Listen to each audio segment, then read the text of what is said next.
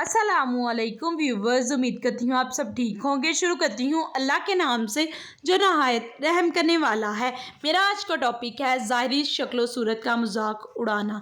कुरान पाक की एक आयत का तर्जुमा है और इसकी निशानियों में से आसमानों और ज़मीन की पैदाइश और तुम्हारी ज़ुबानों और तुम्हारे रंगों का मुख्तलिफ होना भी है।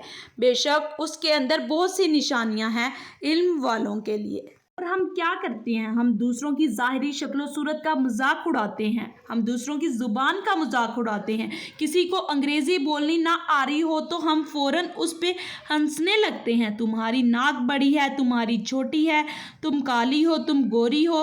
रंगों और ज़ुबानों के इस मुकाबले से हम बाहर ही नहीं आते।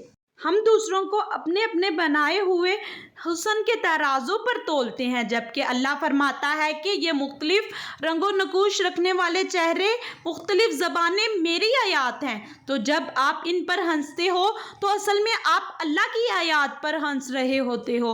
अल्लाह ने हम सबको एक ही मिट्टी से बनाया है, बस बनावट सबकी मुख्तलिफ रखी। जैसे दिन और रात को उसने मुख्तलिफ रंगों और मुख्तलिफ सजावटें दी। फिर हम क्यों रंगों और ज़ुबानों के इख्तलाफ पर एक दूसरे को हकारत की नज़र से देखते हैं? हमें ऐसा नहीं करना चाहिए। अल्लाह पाक सूरतुल अल हिजरात में फरमाते हैं कि अल्लाह की नज़र में कोई ज़्यादा इज्जत वाला है तो वो परहेज़गार है।